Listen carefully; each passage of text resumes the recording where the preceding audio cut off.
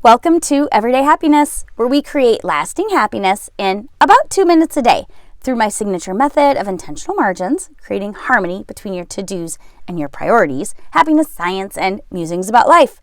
I'm your host, Katie Jeffcoat.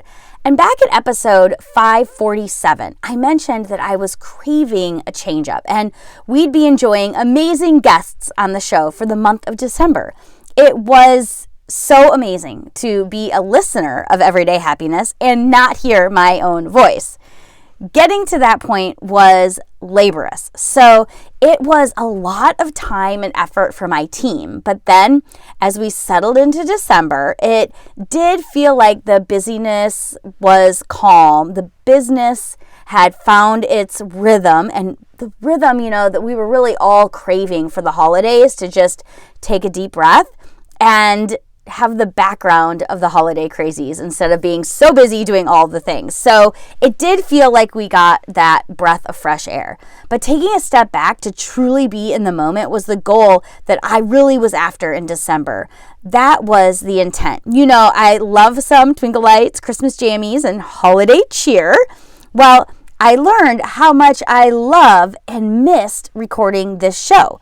But more importantly, I realized how much happiness is a habit that we need to practice. Don't get me wrong, I indulged in all the things that make me happy, including Christmas jammies, champagne, and lots of social connection, which are all really great things for me. But during some reflection, it was the foundational happiness habits that are really up-leveling my happiness. And it starts with our own awareness. That's why before I was even convinced of the science, way back when, years ago, I knew in my gut that this podcast had to be short and daily, because as humans, we create habits, good or bad. Our habits are what support us to flex that happiness muscle with ease and grace. So my December intent was to indulge in social connection and live it up, which I thought would just burst my happiness bubble. I love social connection, but the reality was a little bit different. So the first 2 weeks of December, I scheduled something for almost every night of the week. I was so excited, all the fun things, all the things that were just lighting my hair on fire, I put right on the calendar. And after about 8 days, I was exhausted and I wanted to be in my Christmas jammies at 6 p.m. I ended up postponing some of my plans in week 2 and 3 because I had way overscheduled my social calendar. I basically overscheduled my happiness. It was the craziest feeling.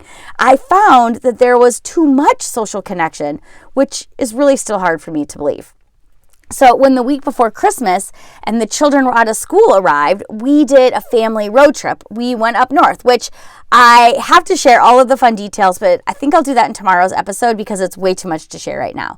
But this time we had very little scheduled and we could just be present with the kids. We played games by the fire in the hotel lobby, listened to music, sipped holiday drinks and hot cocoa, and finally I got the desired effect I had been looking for. And what it was to just be.